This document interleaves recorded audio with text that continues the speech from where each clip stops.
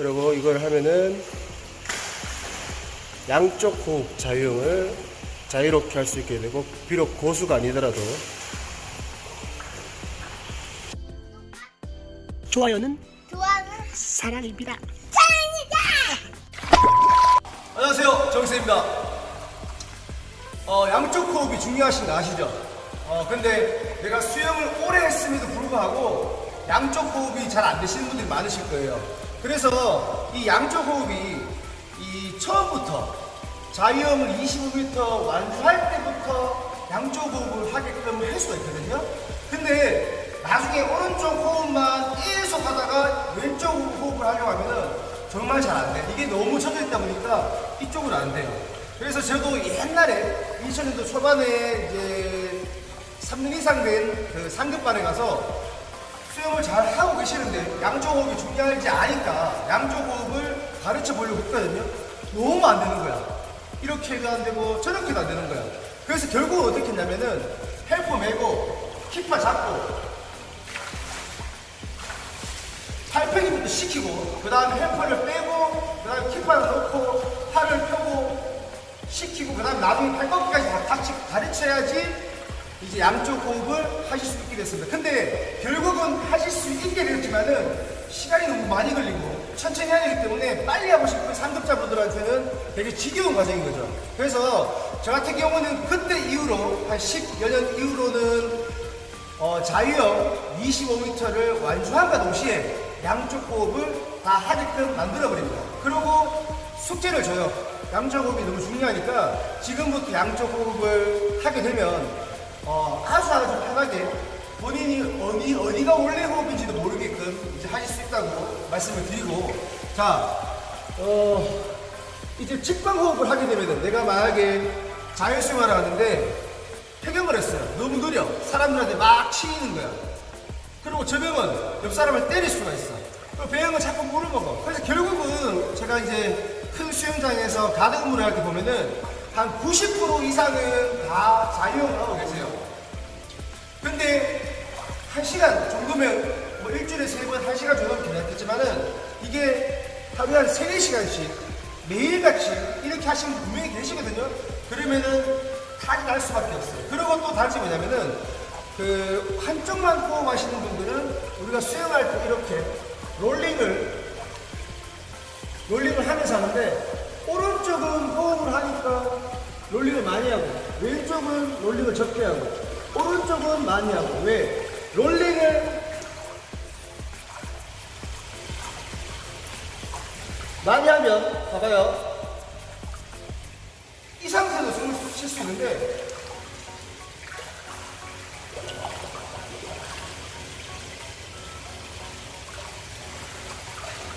롤링을 좀 하니까 최대한 고비를 돌려도 입이 못 나오는 거야.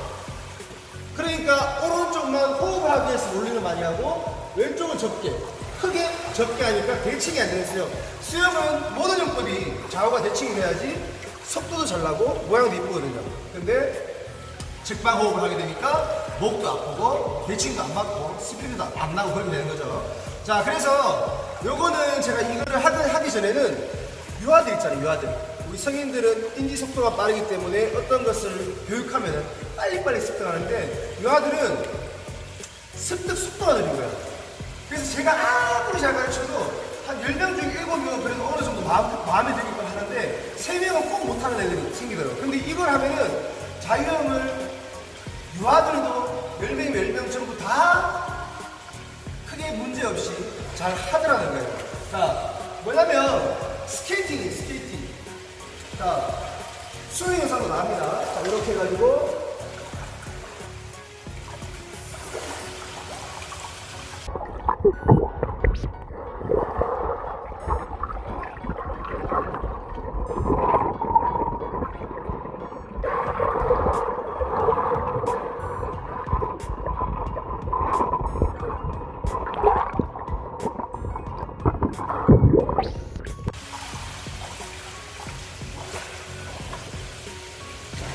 제가 앞으로 지나가 버리면 영상에서 빠져나가 버리기 때문에 최대한 속도를 안 내면서. 자, 그 다음에 반대쪽.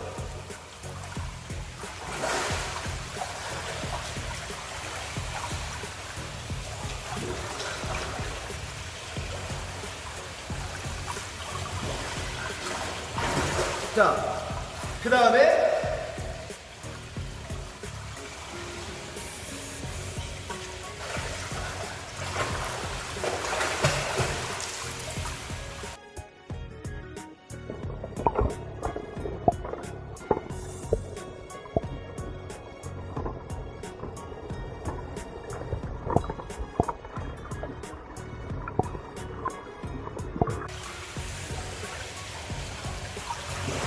시선을 고정시키면서 롤링하는 거. 처음에 초보자들이 음파를 처음 하는데 이렇게 측방 호흡을 하기 쉽진 않아요. 그래서 저 같은 경우는 수업 시작과 동시에 호흡법 가르치고 발차기 가르치고 바로 스모크 물려요. 스모크 물리고 킵한 잡고 발차기, 그 다음에 차력 발차기, 차력 발차기에서 가면은 스모크 물고 스케이팅을 하는 거예요. 그리고 반대쪽으로 하고. 그 다음에 뭐 언더 스위치, 오버 스위치는 다음 편에 제가 자유형 커리큘럼에 대해서 얘기할 때 자세하게 설명을 드리고, 지금은 양쪽 호흡을 하는 방법이니까, 그래서 뭐 언더 스위치, 오버 스위치 등등을 하고 난 다음에 스너프를 빼고 호흡하는 자유형을 하기 전에 이 호흡하는 스케이팅을 많이 시켜요. 그러면은 이 오른쪽은 늘 뭐 오른손잡이라서 오른쪽 호흡이 편하지, 저도 그건 잘 모르겠어요. 박해지방 어떻기 때문에. 근데 다들 오른쪽은 편하게 느끼는데 왼쪽은 불편한 거예요. 그러면은 불편한 쪽을 계속 연습하면 이쪽이 편해지는 게 아니고, 일단 이쪽을 완벽하게 편하게 만들어 놔야 돼요. 별로 안 걸려요. 별로 한 3-4시간만, 3-4시간이 뭐야, 요것만 한 2시간만 해도 엄청 쉽게 호흡할 수가 있어요. 발차기만 25m 끝까지 할 수 있는 능력이 된다면. 그리고 오른쪽 스케이팅 호흡이 원활하게 되고 나면은 이 반대쪽 호흡이 조금 괜찮아져요. 그러면 그때부터 몰아붙이는 거야, 반대쪽 스케이팅을. 그러면은 우리가 팔을 돌리면서 호흡하는 게 쉽겠어요? 아니면 팔을 돌리지 않으면서 호흡하는 게 쉽겠어요? 팔을 돌리지 않을 때가 추진력이 적게나기 때문에 호흡하기가 더 어렵거든요. 자유형보다 팔 돌리면서 호흡하는 것보다 더 어려운 걸 여기서 끝내버린 거예요. 그러니까 자유형 팔 돌리면서 호흡하는 게 쉬워질 수밖에 없다. 자, 호흡하는 오버 스위치를 하고 계십니다. 하나, 둘, 셋 세우고 숨 쉬고 던지고, 하나, 둘, 셋 던지고, 하나, 둘, 셋 던지고, 양쪽으로 숨을 쉬어도 되고, 호흡이 괜찮을 때는 2번 또는 3번 해도 되고, 지금은 양쪽 다 호흡을 하고 계시죠. 하나, 둘, 셋. 골반과 어깨가 잘 세워져 있어야 됩니다.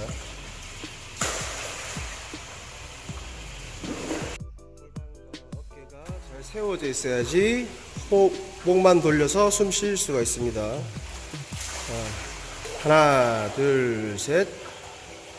호흡 안 하고 넘겼죠. 그래서 호흡이 필요 없을 때는 호흡을 하지 않고, 호흡이 필요할 때만 이제 호흡을 합니다. 그리고 이걸 하면은 양쪽 호흡 자유형을 자유롭게 할 수 있게 되고, 비록 고수가 아니더라도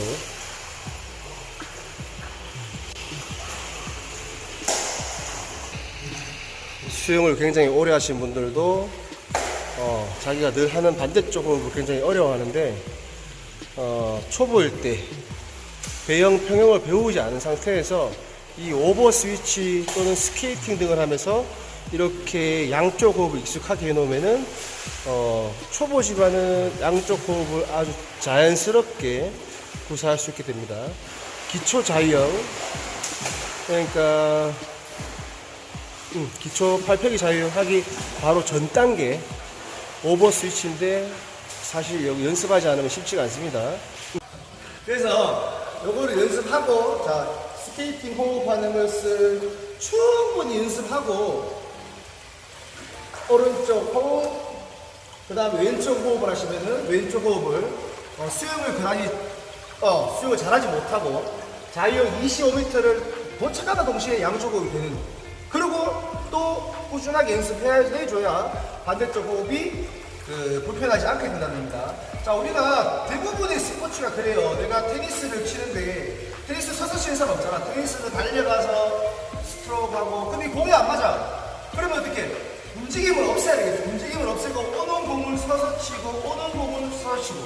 근데 이것도 공이 안 맞아. 막 체에 맞아서 공이 삐삐 날아가. 그러면 이제 스윙 연습을 하는 거야. 스윙 연습.